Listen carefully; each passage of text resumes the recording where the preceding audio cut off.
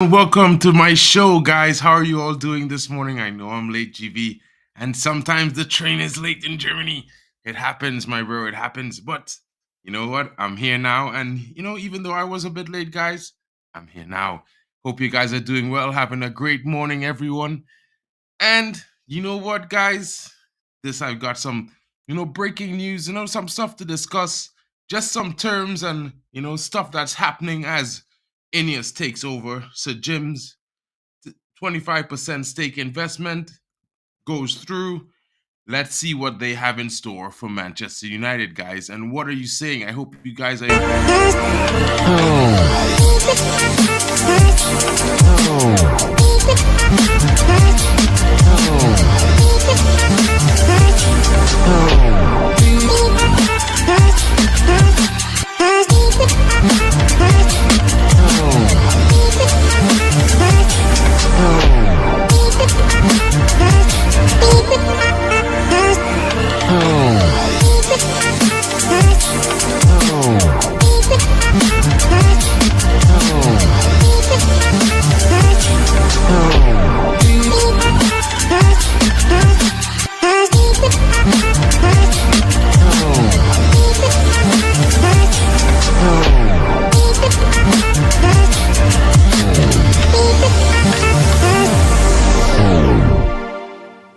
And guys, welcome to the show. Welcome to the show, guys. Big up to you, Stephanie Griffith. Big up to you.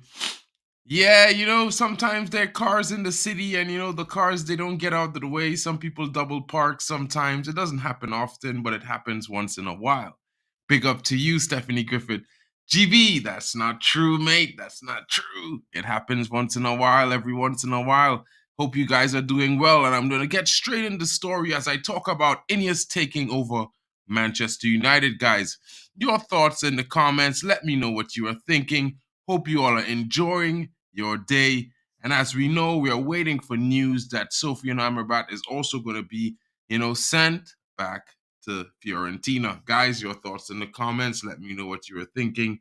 It's one of those days. The transfer, is letting me know that it's one of those days, guys. It's just happening all over the place right now. Guys, what are you thinking? Let me know what you're in the comments as I get through the show.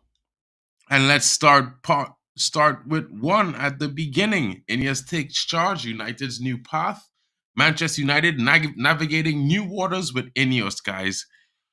What does this entail? Well, let's start. Winds of change are upon Manchester United. Big changes are afoot at Manchester United, a club synonymous with success and high stakes. The recent acquisition of 25% stake by Sir Jim Ratcliffe and INEOS, a deal that not only signifies a 1.2 billion, marks a new chapter in the club's storied history. This shift in ownership brings with it a fresh perspective on football operations, spearheaded by Ratcliffe and his team. Guys, what are your thoughts on this? I'm always gonna say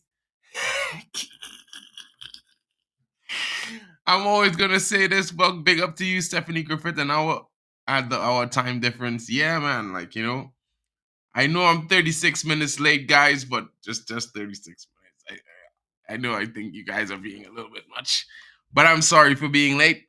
And as we talk about the 1.2 billion investment, guys, it's set to come with some new ideologies that's gonna change the way Manchester United approaches stuff. And let's start with shaping a new financial future.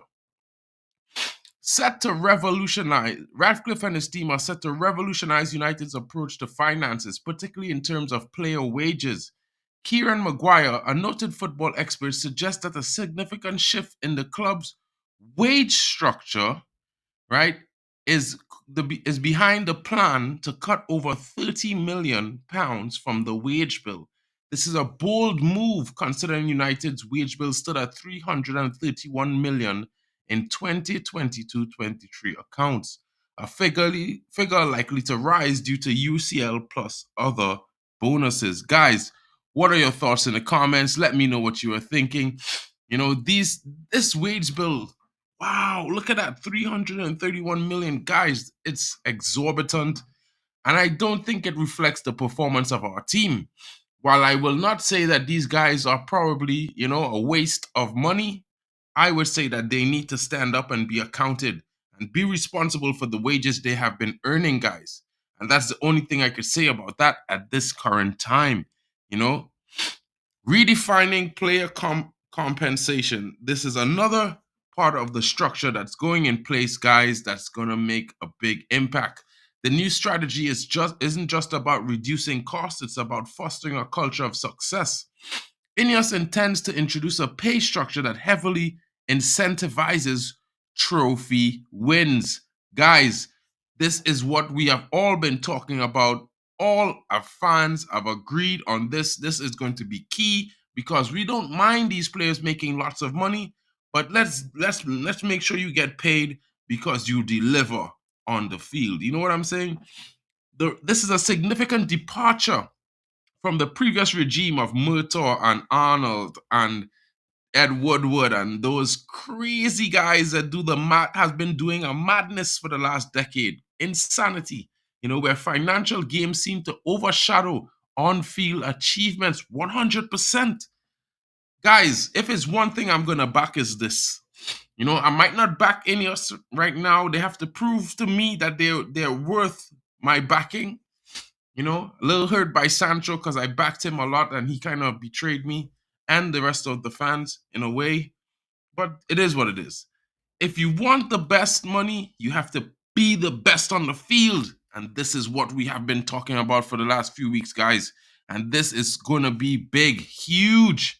And as I talk more about this, it has been an adage in the Premier League football since it started in 1992. Maguire tells Football's Insiders United's history of leading the Premier League in wages is well documented. And I would know about this because, Dwight York was the most expensive British transfer when he moved to Manchester United for £12.2 million back in I think it was 1996 or something, or 98 or something like that. It's crazy, guys. Crazy the money spent there, But the focus is now shifting to performance-based rewards, guys. And this is very important. Your thoughts in the comments. Yes, wage war on wages, 100%. These guys cannot be allowed to be making 300K per week if we're not in top four competing for a title every season. I don't believe in that. It's too much. Top four has never been a trophy. 100%, Stephanie, 100%. Big up to you, GB. Big up to you. Yes, Stephanie, 1998. Never forget that year. Got robbed by USA at the World Cup as well, But let's move on. We're not talking about USA. We're talking about Manchester United, and balancing the books and ambitions is the next approach, is what we're hearing. This new approach isn't without its challenges. Reports suggest first-team stars, including high earner Raphael Varane, have been asked to take pay cuts. And I 100% agree with that, guys. This is a delicate balancing act, maintaining squad harmony while instilling a new financial discipline. The club has also been proactive in offloading players in January. Well, that's still left to be seen, although we know that Donny van der Beek has been off to Eintracht Frankfurt, and Jadon Sancho, well, his loan has been confirmed at Borussia Dortmund.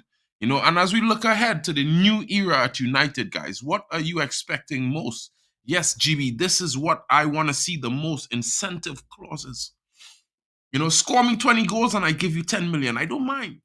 Yeah, you could give them guys, if Marcus Rashford scoring 20 goals, 25 goals in a season, I guarantee Manchester United competing for a trophy.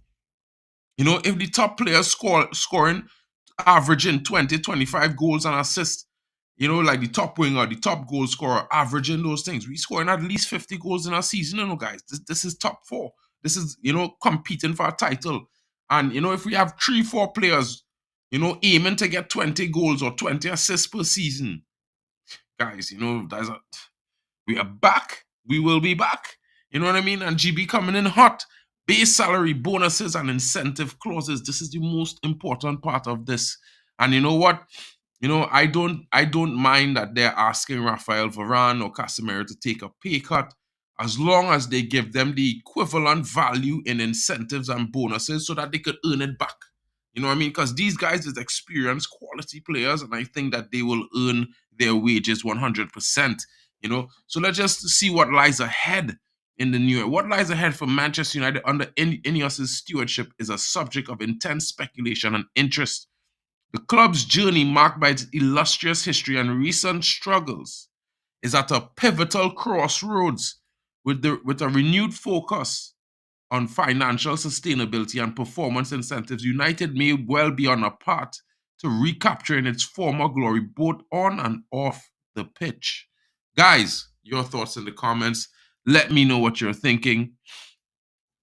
Yeah, exactly. You know, they try harder under a pay structure as this. You know what I mean? Availability is 100% GB. Like if you're not available, you can't be missing, you know, 22 out of 38 games and expecting to collect your normal salaries like normal. That is an insane ideology. You know what I mean? You could get your wages at a reduced fee, maybe 50% or 40% of your wages you could receive because, you know, unless you have a major injury sustained while playing, you know what I mean? But if it's common injuries that you yourself could avoid by training your body better or resting better or taking care of yourself, you know, this had to be, you know, on you. Players have to be accountable 100%. It can't just be the club, it can't just be the manager because you know what? These players sack 5 managers, 4 managers, some players sack 3 managers, and they still at the club, and fans still saying, you know what? Let's get another manager who can get the best out of these guys. That sounds crazy to me, guys.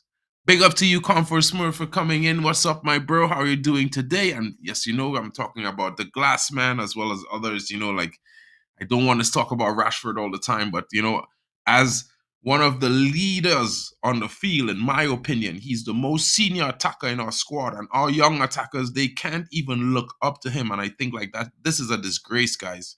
You know what I mean? He should be ashamed of himself. He should be a leading example for the youth, like Ahmad, like Garnacho coming up, like Palestri. But do we want any of them to look up to the most inconsistent player in our squad in the last decade? I highly doubt that, guys. I highly doubt that. Good morning to you, bro. See you're coming in. Hope you're well. And let's move on as I go on to the next topic. You know, Newcastle is very confident in keeping Ashworth despite United interest. Guys, it's been reported that, you know, interest in appointing Newcastle's Dan Ashworth as their new sporting director, but the Toon chief Darren Eales is at least hopeful his highly rated counterpart will remain at St. James's Park. And Darren Eales was said to be speaking, saying that, you know, Ashworth, we go way back to West Bromwich Albion where we work together. Dan's done a great job. There's a lot more work to be done, and we're hopeful he's here for the long term. He's certainly enjoying his time at the moment. There has been so much talk about Ashworth coming to United. I would be surprised if there wasn't some meeting taking place with INEOS. There's never smoke without fire. Guys, and you know what? I'm not one of those that are super down that we may or may not get at Dan Ashworth. I kind of like the idea of having Paul Mitchell. You know what I mean? Because one of the biggest factors to me is that Ralph Ragnick wanted to hire Paul Mitchell as our sporting director anyway when he was consultant. You know what I mean? So if fans trust Ralph Ragnick, Ralph trusts Paul Mitchell. Simple. For me, it is super simple, guys. That's just how I do it. You know, 100% he provides zero leadership. You know what I mean? Ineos should walk in and say, you all transfer listed, fight for your stay. Compost, man of the hour, the MVP of the chat this morning, bro. I have to give it to you. This comment, man, I couldn't say that better myself. I couldn't say that better myself. I would have walked in and did the same. You know what, guys? If I ever become a billionaire, trust me, I'm buying Manchester United, and this is the kind of things I'm gonna do. Because these guys, you know what? They're too comfortable right now. I think some of the players are very comfortable, too comfortable. Bestie yeah, Stephanie. You know, if you was in the front line, I bet you we'd be scoring at least 5 goals a game. You know what I mean? With Bestie there and Compost.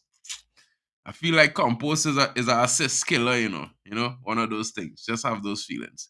Guys, let me know. Let me just find. Let us talk about some opportunities that might perceive the United in this transfer window, and just these are just my thoughts from going through all the different news reports and articles and the little paper talk around stuff that I heard from friends and people who are close to certain football clubs and stuff like that. You know, and are there any opportunities in this transfer window for permanent acquisitions? Well, from what I'm hearing, it depends on if United plans to avoid a bidding war this summer. And when I say a bidding war, well, it's mostly for players like, like Giorgio Scalvini, Gonzalo Ignacio, Michael Olise, Jared Branthwaite, John Claire Todibo, Florian Wirtz, and Frankie De Jong. These are the players that they are on watch right now, that they have set some precedents for interest in signing early this summer. But, if they want to avoid a bidding war, they might go in January. And this is a possibility that United is exploring right now. As we know, Serge Garassi is also been in advanced conversations with our negotiation staff at Manchester United, as well as Paulo Dybala, Edison, and Oscar Zambrano. Now, Paulo Dybala has a 10 million release clause, and United are weighing up their options on whether or not they should take that option. Some people might think it's not the right fit, and some people might think he might add something to our offense going forward. Edison is a central defensive midfielder at Atalanta that United are very much looking at. It was also said that, we are in talks with Oscar Zambrano to make sure he does not end up at Bournemouth. And, this is just a paper talk and some of my analytic information from all the transfer rumors and stuff that I've been researching for the last few days. And are there any loan opportunities for acquisitions in this window? Well, it depends on the availability and outgoings. Donny Milan has been recently his party and agent has recently been contacted. I think United might be hearing GB and myself talking a lot, because I saw an article earlier that we may be thinking about Oliver Giroud. I hear that there are loan talks in the works for Rafinha from Barcelona, because he's not happy there, and we all know he's Premier League proven. And he would do fine to replace Jadon Sancho off the right. Probably he might find some way to unlock Anthony, because they're both Brazilians. He's experienced in England, and, Anthony is struggling at the moment. There's also talk that Benjamin Sesko, who's also available for loan this January, based on the fact he's also sidelined on the bench due to startling form of Openda, the other RB Leipzig striker that also kept Timo Werner off the starting field. Guys, Rafa Silva has been also looked at, and they're considering recalling Alvaro Fernandez and Mason Greenwood from their loans to La Liga, respectively. Guys, this has just been some information, And are there any opportunities when it comes to outgoings of players right now in this window? And, in my honest opinion, it's hard to say. We rarely ever sell players, much less sell them for a profit. We're waiting on confirmation this week on Martial, because there's said to be some changes in the direction of Fenerbahce, and they could be trying to get the striker into Turkey this week coming. So we'll see how that approaches. I think on Monday you're going to have a big breakout of probably some new information on that. I think he might be heading to Fenerbahce, guys. I'm not 100% sure, but recent talks over the last 2 days have seen that, they're thinking about securing him right now. And confirmation this week, McTominay. There's been some interest reported in Scotty McTominay, not only by Fulham, but also, again, by West Ham. Will United keep the same stance as they had in the summer and reject a transfer, or will they allow the Scotsman to leave? Guys, your thoughts in the comments. Let me know what you're thinking. Hannibal Mejbri chose Sevilla. He should be leaving for loan today after his contract negotiations for extension till 2025 were put through and signed by all parties involved, as well as Joe Hugel, who will be on loan at Burton Albion. Guys, Sancho is gone on loan to Borussia Dortmund. Apparently, he felt like Borussia Dortmund bought him permanently because he feels like he's at home right now. I don't know how United fans feel about that, But I can tell you, as a United fan myself, I felt totally disrespectful, like he slapped me across the face. And I won't be having him back at Manchester United. And I don't think anyone, no matter if he scores 30 goals or not, will have him back at United. Such disrespect to our club. We're not having that rubbish. And guys, congratulations to Donny van der Beek, who should receive his first starting role as he joins loan club Eintracht Frankfurt, which should seem to prove to be a change and uplift in his career, guys, going forward. And I wish him the best, because he has been nothing but a stalwart, respectful to our club, and had a bad time, not due to his own fault, but, hampered by injuries and another manager who bought him and didn't use him like Ole Gunnar Solskjaer. It was rubbish, guys. But, there's much more paper talk to be had, and there's breaking news coming out at this lunchtime. I'm hearing that there's some moves that might be taking place as we are speaking right now, guys. So, I will be back this afternoon with the transfer marked. Let me get in the comments and see what you guys have been thinking. Yes, Compost, we got no liquid cash, can't make any moves, but you want to know something, Compost? If Sir Jim Ratcliffe is approved in the next 5 days, he can write a letter that says he's going to put 100 million into Manchester United by June 30th, 12 midnight, 2024, and United will be allowed to spend upwards of 300 to 400 million pounds, guys. So it's one of those things where, if the owner invests some of his personal finances, United will have no FFP issues whatsoever. 100%, my bro. Sell Scott, sell Harry, promote Kwambala, and go fully. These are two players I've been talking about for the last 6 months, just like I've been talking about Kobe Mainoo. And Compost, you remember I've been talking about Kobe Mainoo. Lots of people doubted it.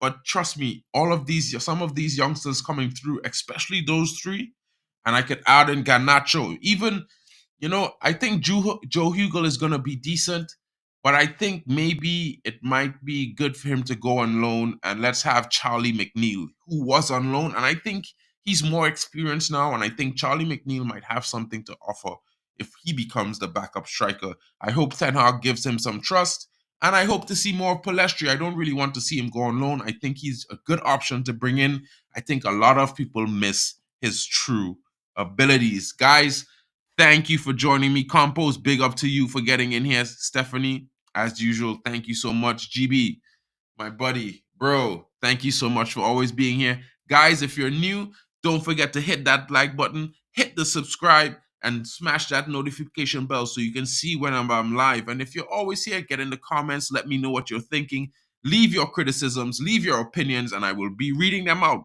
in the Transfer Market Show this afternoon. Guys, at 5 p.m. UK time. Hope you all have a great day. I'll see you all later. It's been your boy, Mark and MUFC fan, with the daily update, Manchester United news.